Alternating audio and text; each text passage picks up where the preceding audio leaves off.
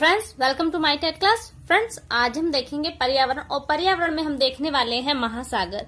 महाद्वीप और महासागर हमको दोनों पढ़ना था, जिसमें हमने महाद्वीपों को देख लिया था और आज देखने वाले हैं महासागर। अगर हम महासागर देखें तो यहाँ से जो चार्ट देख रहे हैं, केवल आपको यही इतना पढ़ना है, लेकिन इसके अलावा भी कुछ ऐसी चीजें हैं जो महासागरों के अंतर्गत आती है। जैसे उसकी धाराएं आ जाती हैं, कौन सी धारा ठंडी है, कौन सी धारा गर्म है, और इसी से रिलेटेड आपके ज्वार भाटा आते हैं, क्योंकि जो ज्वार भाटा है वो आपके महासागरों से ही रिलेटेड है, सागरों से ही, इसलिए ज्वार भाटा वाला पोर्शन भी आपका इसी में आ जाएगा। तो आइए हम इन चीजों को पढ़ लेते हैं, एक बार देख लेते हैं। देखिए, महासागर की बात करें तो हमारे 5 महासागर है, जिनमें सबसे बड़ा आपका प्रशांत महासागर आ जाता है, और सबसे छोटा हम कहें तो दक्षिणी महासागर आ जाता है। दक्षिण यानी कि संसार का नक्शा जब आपने सामने रखेंगे आप अपने, तो सबसे नीचे जो आएगा वो दक्षिण का पोर्शन होता है, जो ऊपर सबसे होता है वो आपके उत्तर का होता है। तो दक्षिणी महासागर आपका सबसे छोटा महासागर है।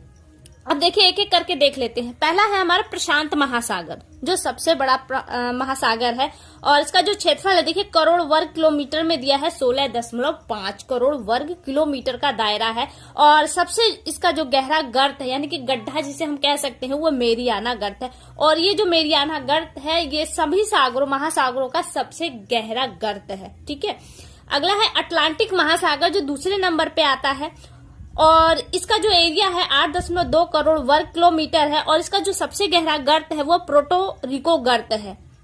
अगला है हिंद महासागर। हिंद महासागर जो भारत के जस्ट नीचे वाला जो आप महासागर देखते हैं वो हिंद महासागर है। इसका एरिया अगर हम कहें तो 7.3 करोड़ वर्ग किलोमीटर आता है, और इसका सबसे गहरा गर्त है सुंडा गर्त। फिर आपका आ जाता है आर्कटिक महासागर, जो चौथे नंबर पे है। उसके बाद आ जाता है आपका दक्षिणी महासागर। आर्कटिक महासागर का क्षेत्रफल देखें तो 1.4 करोड़ वर्ग किलोमीटर है। वहीं दक्षिणी महासागर की बात करें 0.2 करोड़ वर्ग किलोमीटर इसका क्षेत्रफल। अब देखिए, यहाँ से प्रश्न क्या बनेगा? प्रश्न बनेगा सबसे बड़ा महासागर। तो आप देख सकते हैं प्रशांत महासागर है, क्रम आपको लेकिन याद होना चाहिए, प्रशांत, अटलांटिक, हिंद, आर्कटिक और दक्षिणी।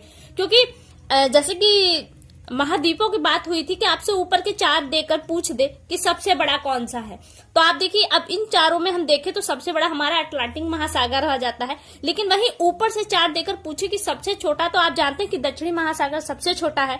लेकिन अब ऑप्शन में 9 होने की वजह से आर्कटिक महासागर है, जिसमें इन चारों ऑप्शन में सबसे छोटा आपका आर्कटिक महासागर हो जाता है। तो ये क्रम आपको एकदम याद होना चाहिए। ठीक है फ्रेंड्स, तो यहाँ से केवल इतना। अब हम कुछ और चीजों को देख लेते हैं। इसके लिए मैं दूसरी बुक का हेल्प लूंगी। ये देखिए, मेरे पास दूसरी बुक है, यहाँ से हम देखते हैं। यहाँ पे आपको दिया है समुद्र की गतियां। हालांकि हम इतना चीज नहीं देखेंगे, जो मेन पॉइंट है वहां पर आ जाते हैं। देखिए, यहाँ पे आपको दिया गया है ज्वार भाटा। तो ज्वार भाटा को हम लोग जान लेते हैं। तो यहाँ पे आप चित्र के माध्यम से इसे जानिए, क्योंकि चित्र के माध्यम से पढ़ना बहुत इंपॉर्टेंट हो सकता है। CTET के लिए तो ये मोस्ट इंपॉर्टेंट है। TT के लिए तो लिखित रूप में आता है, फिगर के रूप में नहीं आता, चित्र के रूप में नहीं आता, लेकिन CTET में हमेशा चित्र के रूप में दे देता है। और इस बार जो पूछा गया था वो ये वाला प्रश्न था, और अगली बार आप कुछ भी दे सकता है, इसलिए दोनों ही चित्र आपके लिए इंपॉर्टेंट है। तो यहाँ से देखिए पृथ्वी, सूर्य, चंद्रमा, ये इन सबों के अंदर एक आकर्षण शक्ति होती है, क्योंकि अंतरिक्ष में ये किसी चीज पर रुके नहीं है, वरन स्वतंत्र रूप से उड़ रहे हैं। और लेकिन इनकी जो उड़ने की गति होती है वो एक इस तरह से होती है, ये दूसरे से टकराते नहीं है, वरन एक दूसरे के कक्षा में भी नहीं जाते। तो इनके अंदर एक आकर्षण शक्ति है, और ये आकर्षण शक्ति जो महासागर का जल है, सागरों का जल है, इसे अट्रैक्ट करते हैं, खींचते हैं, और इन्हीं के परिणाम स्वरूप हमारे सागरों महासागरों में ज्वार और भाटा आते हैं। ज्वार क्या होता है? ज्वार जब समुद्र का जल ऊपर उठता है, परिणाम स्वरूप वो फैलता भी है, तो इसको हम कहते हैं ज्वार। वहीं पे जब ये पानी नीचे पर जल स्तर नीचे जाता है, तो पानी का जो दायरा है वो भी सिकुड़ता है, जिसे हम कहते हैं भाटा।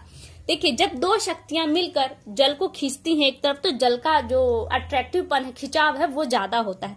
तो जिस दिन हम दीर्घ ज्वार जिसे कहते हैं, दीर्घ ज्वार महीने के 2 दिन आते हैं। कौन से? पूर्णमासी और अमावस्या को। इस कंडीशन में होता है क्या, जो चांद है, सूरज और पृथ्वी, ये एक सीध में आ जाते हैं, जिसके परिणाम से जो सागरों का जल है उस पर बहुत ज्यादा खिंचाव बनता है, क्योंकि 2 शक्तियां उसे खींच रही होती है।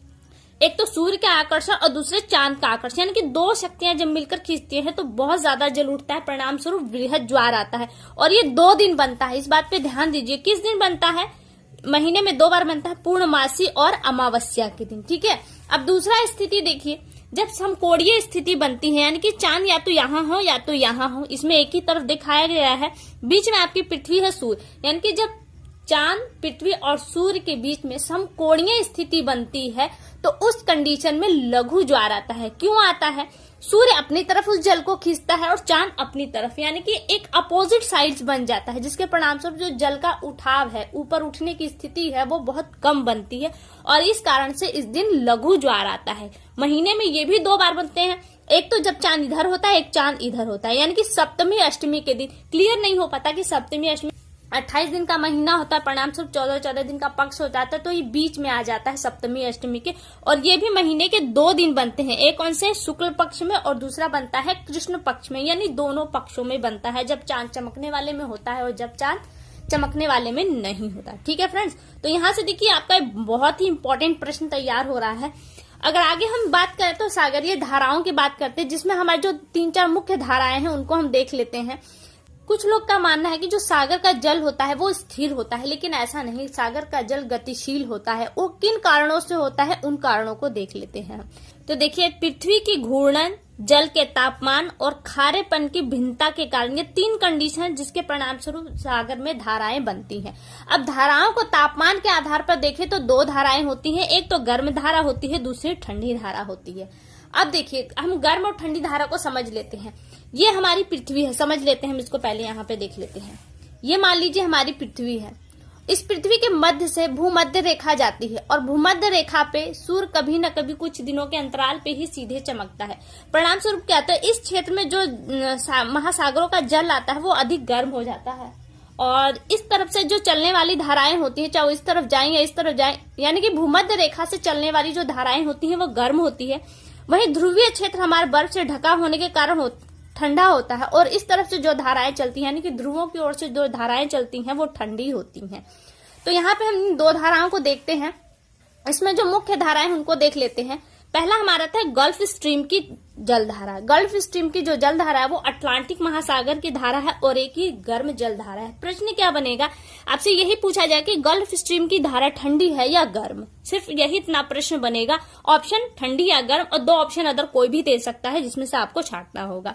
यह अटलांटिक महासागर की धारा है और गर्म जलधारा है। अगला देखिए, लैब्राडोर की धारा, यह एक ठंडी धारा है और किस महासागर की? ये आर्कटिक महासागर की धारा है, लेकिन यहाँ से तो प्रारंभ होती है और न्यू फॉकलैंड के पास गल्फ स्ट्रीम की गर्म धारा से मिल जाती है। परिणामस्वरूप क्या होता है, जो न्यू फॉकलैंड है यहाँ मत्स्य केंद्र उत्पादित होता है, यानी कि जब ठंडी और गर्म धाराओं का मिलन होता है तो वहाँ प्लैंकटन को बहुत ज्यादा कोहरा आता है। प्लैंकटन नाम के कुछ जीव और पौधे होते हैं जो पनपते हैं, जिन्हें मछलियां खाने के लिए वहां पर आती हैं और परिणाम स्वरूप वहां पे मछलियों को पकड़ने का एक केंद्र स्थापित, क्योंकि बहुत ज्यादा मात्रा में मछलियां प्राप्त होती हैं।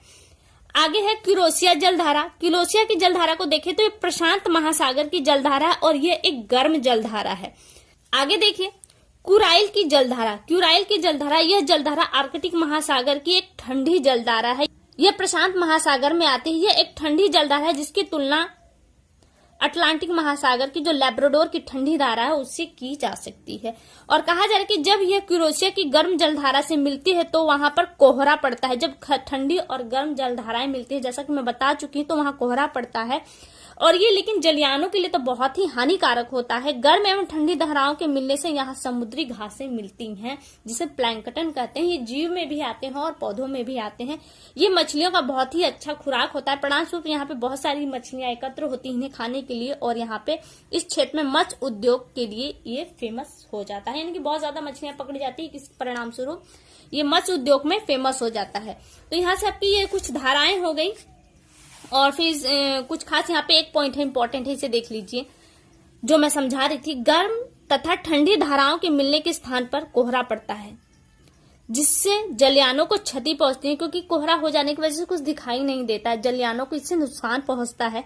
लेकिन मछलियों के लिए जलधाराओं का यह मिलन आदर्श स्थिति पैदा करता है, क्योंकि यहाँ पे प्लैंकटन नामक घास उत्पन्न होती है जो मछलियों का भोजन है। ऐसे भागों में संसार के प्रसिद्ध मत्स्य केंद्र स्थापित होते हैं। ठीक है। और दूसरा देखिए, ठंडी जल धाराओं में बड़े बड़े हिमखंड यानी कि आइसबर्ग बहते हैं, जिससे टकराने पर जलयान क्षतिग्रस्त हो जाते हैं। तो फ्रेंड्स, यहाँ से केवल इतना। ये वीडियो कैसी लगी एक बार कमेंट करके हमें जरूर बताएं। अगली वीडियो में आपसे फिर मुलाकात होगी, तब तक के लिए नमस्कार।